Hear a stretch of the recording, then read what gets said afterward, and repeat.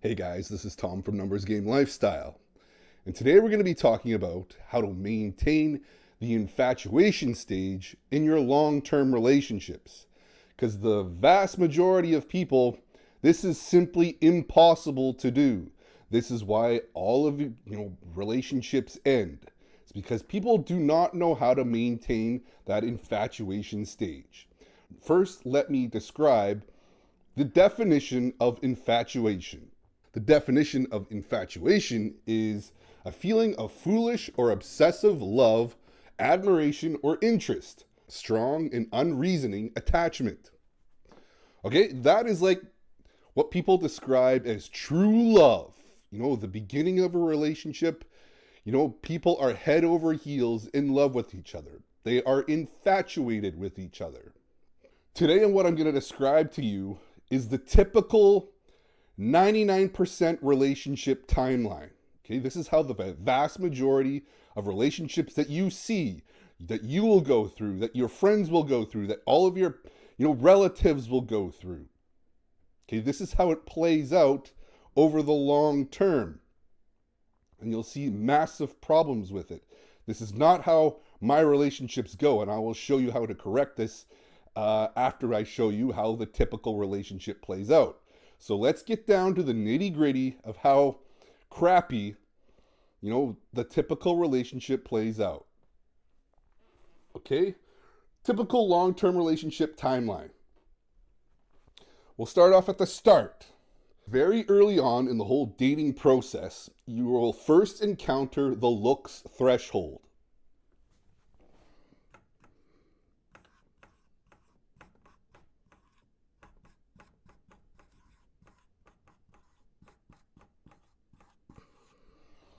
This is the threshold that women, you have to be good looking enough to pass that threshold in order to sleep with you.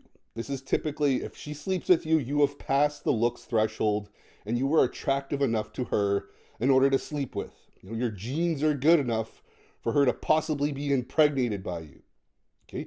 You sleep with the woman, you have passed the looks threshold.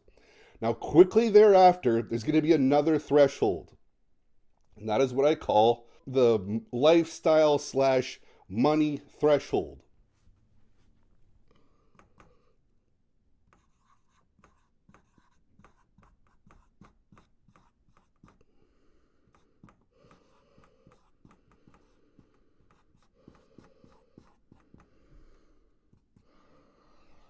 Okay, at this threshold, it's still very early on in the dating process, but a woman is going to assess your lifestyle, your financial stability, your, status, what your future will look like. Because she's assessing whether you're boyfriend material or not.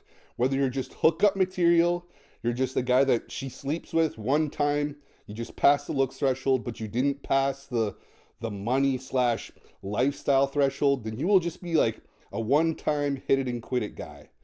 But if you pass the looks, if you pass the lifestyle threshold and the money threshold, in terms of this guy potentially has a future, could potentially start a family, like finance a family, then yes, you will pass that threshold. And every woman's threshold is going to be a little bit different. Some of them are going to prioritize looks, some are going to prioritize your money. Often it depends on what kind of stage a woman is at in her life. If she's young, she's going to prioritize the looks threshold and minimize the whole status / money threshold. Whereas she gets older and wanting to settle down and start a family, she's going to really prioritize the lifestyle / money threshold. Okay? But once you pass those two thresholds, you're pretty much in. You have enough sexual market value for you to be considered a long-term option. In which case, she can finally let her guard down. This happens fairly early on in the whole dating process. She can finally see a future with you, which means she starts imagining a future with you, what that's going to look like, who you are and what you can provide and what her life's going to look like with you in her life. If you pass that looks threshold and you pass that status threshold, she's going to think long term for you. And in that case, you're going to quickly enter the infatuation stage.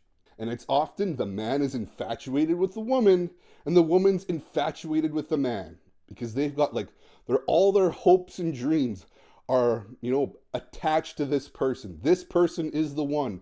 This person is amazing. There's nothing that's wrong with this person. I see no flaws. Nothing but up. Nothing but the best, right? She's the best that I could do.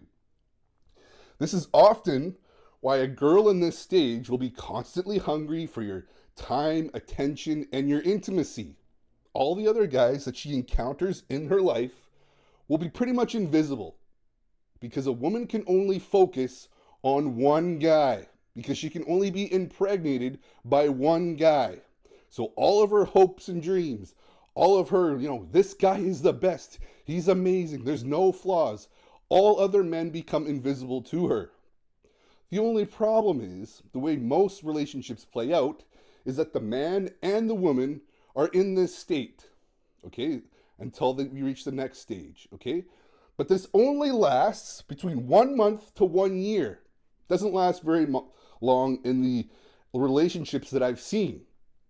The relationships that I've seen, usually it ends very quickly devolves into the stagnation phase, which is what I'm going to describe right now. Okay? This happens after your first major argument.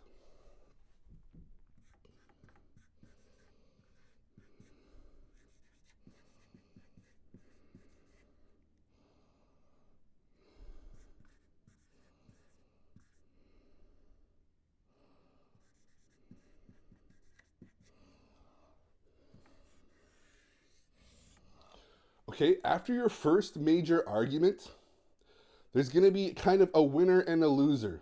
And if you actually got into an argument, it means you've lost. As a man, you have lost already. Because by engaging with arguments with women, you've already demonstrated that you care way too much. Okay? This is why it doesn't matter if you win or lose an argument, you have lost. Okay? You will lose attraction. Doesn't matter if you dominate the whole argument or you're submissive in the whole argument. Either way, you lose. This is why they quickly devolve. Attraction quickly deteriorates. Okay, so what happens? Let's say you're a submissive. Most guys will be a submissive. If they really like a girl, the girl's going to get in a major argument. She's going to throw major drama at you, and he's going to supplicate. He's going to submit. He's going to be like, he may argue a little bit, but he'll quickly be like, sorry, baby, like, I just got out of hand. Like, I didn't mean it. Sorry about that. It won't happen again. And he apologizes. He backtracks. And that quickly decreases attraction. Okay, not only does arguments drive you further and further apart, but all that attention that you gave her with that big argument just enforces it to her to do it again. I get this guy really riled up. I'm going to do it again. If I want to get my way, I'll just do it again. If I want to know that he really cares about me, I'll just throw him some drama and I'll be good. I'll know he cares about me. Okay? This is why the same thing happens if you're dominant. Look here, woman, this is how it's going to be. It's my way or the highway. I can't believe you were this. I can't believe you did that. I can't believe you posted that on Instagram. I can't believe you did this. I don't want to see that ever. If I ever catch you on Instagram doing that again, it's over. Blah, blah, blah, blah, blah. Okay? This has the exact same result. Okay? You end up prolonging the relationship a little bit because a woman kind of respects dominance, but it comes from a place of weakness. The whole reason that you are arguing with this woman is because you care too much. And a lot of the times guys will be wanting to control like who they see, where they go, who they're going with, who they're talking with. All that does is reaffirm your weakness to her. You're so worried about other men stealing her away because you know you're not good enough for her. You know you got lucky with her. So you're going to try to pretend to be all tough, try to control what she does, try to tell her what she does, try to lecture her all day into how to be a good girlfriend and how to, you better do this, you better do that. That will last for a little while until she gets tired of it, until she finally realizes in her mind, man, why does he care so much? Why does he Why is he so worried about other men? Oh yeah, he's worried about other men because I could probably do better than this guy, and he knows it. That's why he's so insecure about other men. That's why he tries to control me so much. Because he's worried about, other guys stealing me away.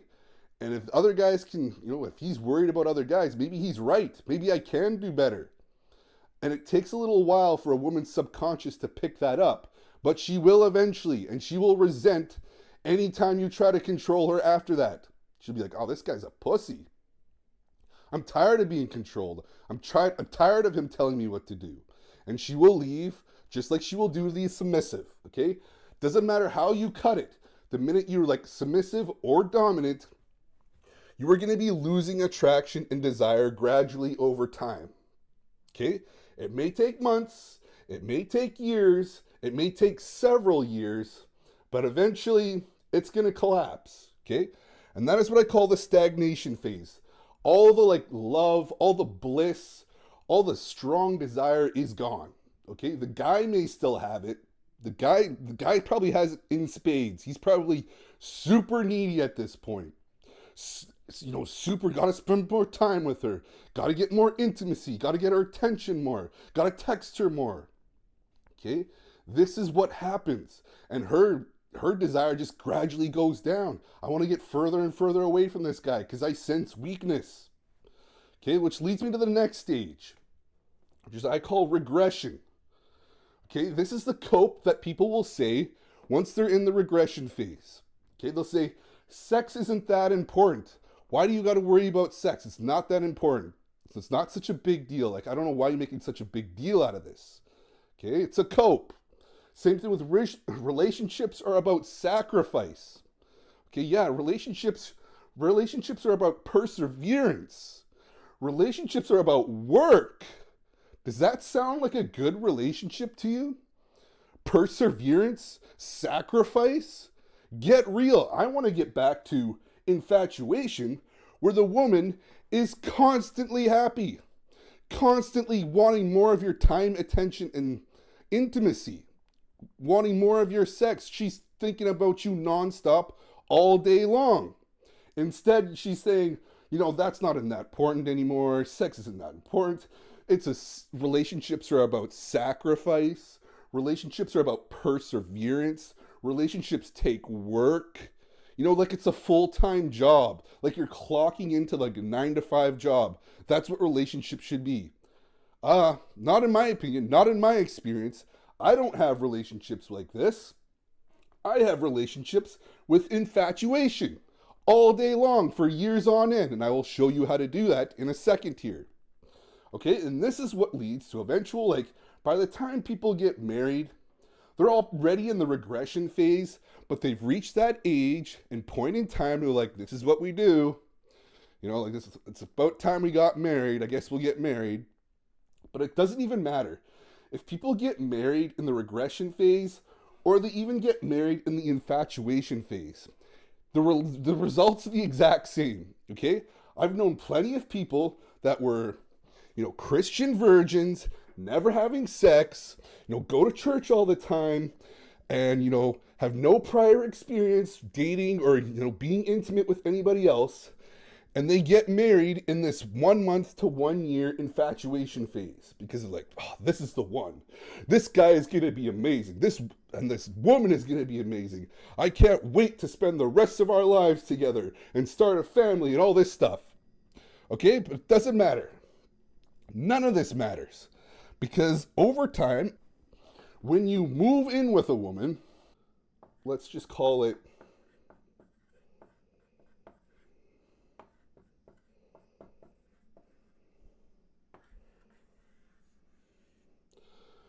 it's going to quickly devolve into regression. Okay, and regression will happen rapidly as soon as you have shared living accommodations.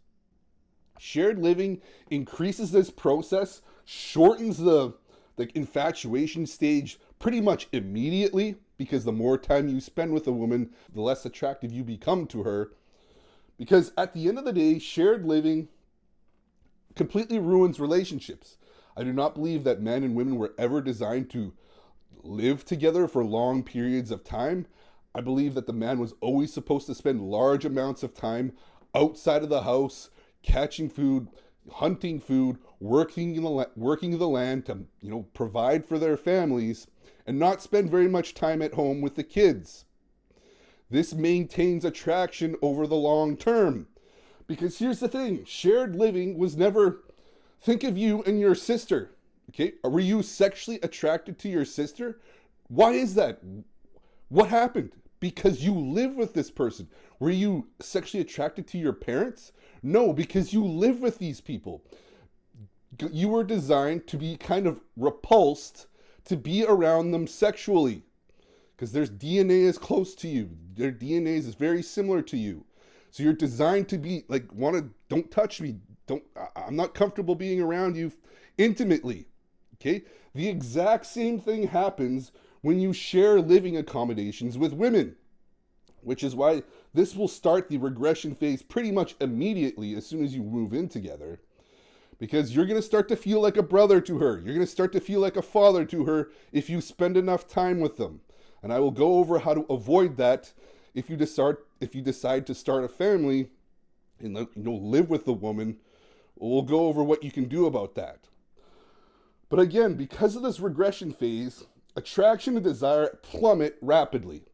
Okay? And by the time they get married, usually by the time people get married, they get married because they feel it's time. They're like, we've been together for so long, we're getting to that age that we should get married and start a family. Okay, they do that despite not even liking each other that much. Usually the woman not even liking the man that much. But it doesn't even matter. Even if she were to get married in the infatuation stage, I've seen like Christian marriages like this. They're virgins, they're getting married young, they're not going to waste time. They get married in the 1 month to 1 year while they're absolutely in love with each other. They did everything right. They kept their chastity till marriage, they kept their virginity during marriage, but the results end up being the same. They all devolve into stagnation, regression, cheating, and then eventually leaving. Okay? Doesn't matter how you start this. They all go down the same path. Whether you're a non-Christian or a Christian, whether you get married and start living together in the infatuation stage or in the stagnation phase, you are quickly going to devolve into the regression phase.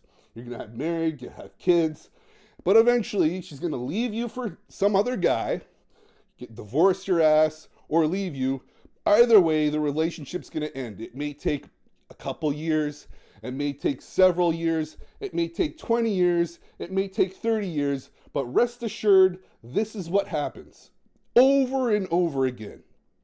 Okay, and this is this guy, the typical guy. What happened? Everything was perfect before, okay? Now let's go over how to conduct relationships where the infatuation phase, where a woman is absolutely obsessed with you until the end of time. This can last indefinitely if you know what you are doing. Okay? She will walk around with the biggest smiles on her face, totally obsessed with you, if you know how to act around women. If you put up certain precautions before you, just go with the flow and let it devolve into regression where she eventually sleeps with someone else or leaves you entirely. Okay? It doesn't matter. That's how they play out. So I'm going to go over and start writing up the right board for the appropriate relationship, the ideal relationship that I have done over and over again with tons of different kinds of women. The results are always predictable. Okay, let's go over it. Okay, so now let's look at what the ideal long-term relationship timeline looks like. This is something that I've replicated over and over again. No woman has ever left me or cheated on me.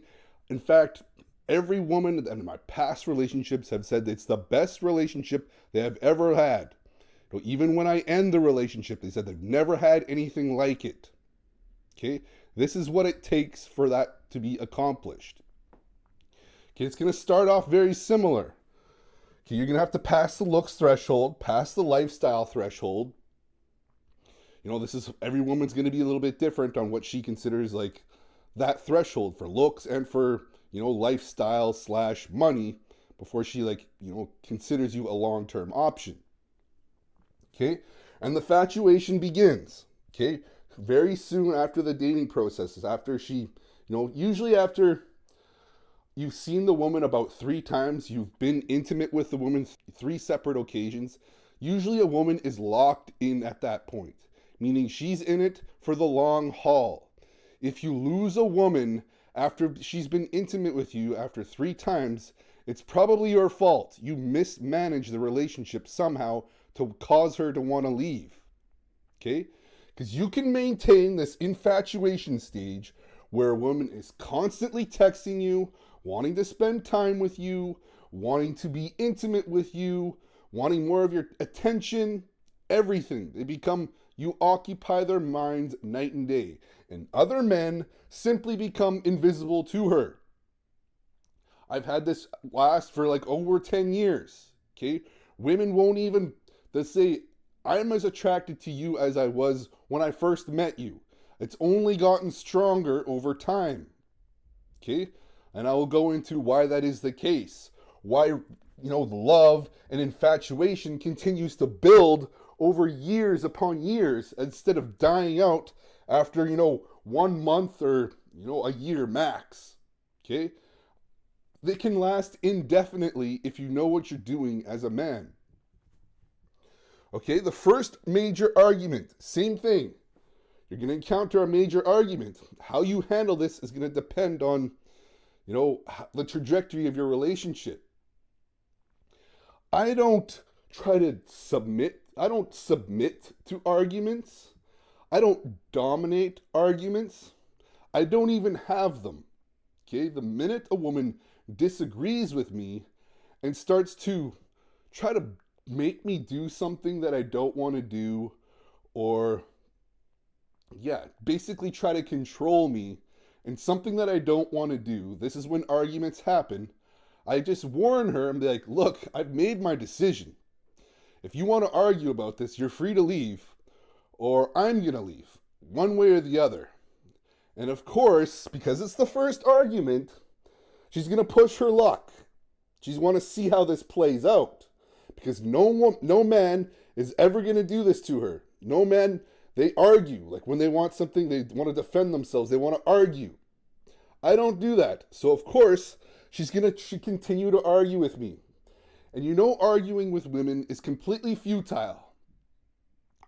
If you want to be more like a woman, you've got to toss out your logic chip, toss out your logic chip, toss out your rationality chip, and insert a emotional chip. That's not going to play out. Just like she's not going to be able to insert a logic chip into her brain. We're wired completely differently. We see the world differently. So there's no point in me trying to argue with a woman. She doesn't care about my logic. She doesn't care about rationality. All she cares about is emotions. I can't think that way. I can't think like a woman. I can't just put in a chip and have me see the world the way a woman sees the world. So I don't even argue. I say, this is how it's going to be. If she wants to continue to argue, I'll escort her to the door and kick her out. Or I will leave. If she refuses to leave, I will leave. I'm going to take off. I'm going to head out. I got things to do. You can lock the door when you're ready to leave. And I leave.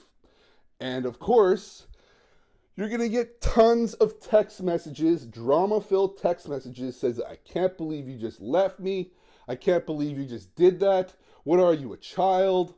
All these kind of excuses. And you just ignore them.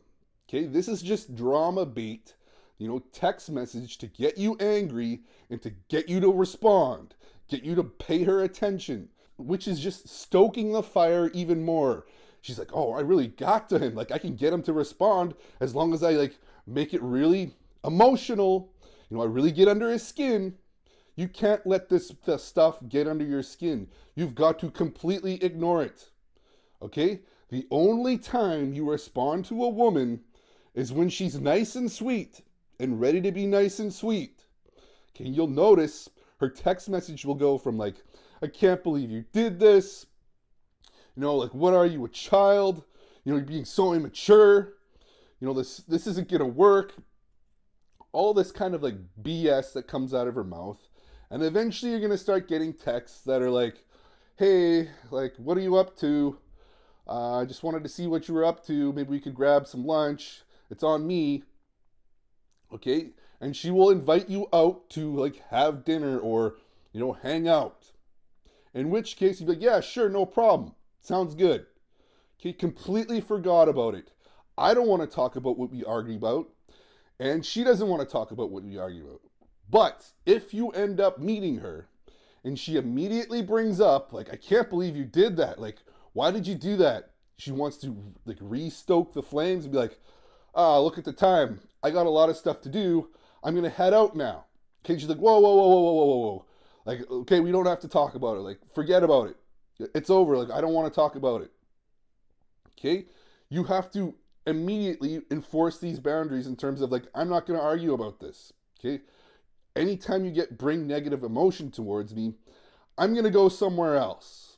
I'm going to go hang out with someone else, do other things, more important things than have you drain me down into an argument.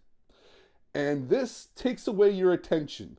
This removes the most important thing that you have as a man to a woman is your attention. To a man that she looks up to, his attention means everything, because without his attention, she has nothing. Potentially another woman can swoop in and scoop you up. So this is why attention is most important to women. A man that she wants, a man that she desires, his attention means everything to her. So when you take that away, it's like her whole world is crumbling down, and she will do everything to get it back, including forgetting about some lame argument. She had to stick up her butt about something. She will quickly forget about it. But you only respond to women that are nice and happy, nice and cheerful like they usually are. Most of the women in my life, 99.9% of the time, they've got big smiles on their faces. They're super happy. Everybody knows it. They've got a pep in their step because there's nothing, her relationship is good. She doesn't have to worry about that. Okay? And this will immediately put a end to any kind of drama that you see. She's like, okay, like, I know if I bring drama to this guy, he's just going to shut me out and potentially move on to someone else. I'm going to spend less time with him. I'm going to be less intimate with him. This whole thing could come crumbling down if I make his life miserable. So I'm not going to make his life miserable. I'm going to make his life amazing. Okay, I'm going to do everything in my power. So like, he really likes me. He really wants to spend time with me. This shifts the entire dynamic. Okay, that's the thing with this infatuation that lasts till the end of time. It means you cannot be infatuated with the woman that you are with. Only she can be infatuated with you. Because if you are infatuated with a woman, you will buckle, you will crumble, you will, cower away like a weak pussy or try to dominate and to control her to do what you want. That's what, infatuation does to a man. It causes him to live in scarcity. And all that scarcity does is repel her. She's like, this guy does not get girls like me, so I'm going to look for somebody that's on my level. So that is exactly how you maintain infatuation for the longest time. Okay? Let's say you do shared living. Let's say maybe you want to start a family with this girl. Maybe you want to get married, have kids, and everything like that. How do you possibly maintain infatuation over that period? Because you're living with them. You're living in shared living accommodations. You're going to start to feel like a brother. You're going to start to feel like a dad. She's not going to want to be intimate with you. And I've considered this. I'm wondering, how would I go about doing this if I want to have a family, if I want to have kids? And here's what I've come up with. Yes, we would be together, but we would live separately. Because this is where it all goes wrong. As soon as you start living together, it's just a matter of time before you both start to feel like family members, like relatives. So that way, if you live in separate quarters, let's say maybe you rent an office to do your work. This is probably what I'm going to do in the future, is rent out an office, put a bed in there where I can make videos, do my coaching calls, do all my work at home, do all my work at the office that I've rented out, and have a bed, and kitchen kind of set up. So if I need to, if I have to leave my living situation with with the mother of my children, I can do that. No problem. Be like, okay, like I'm out of here. I'm gonna spend the night at my place.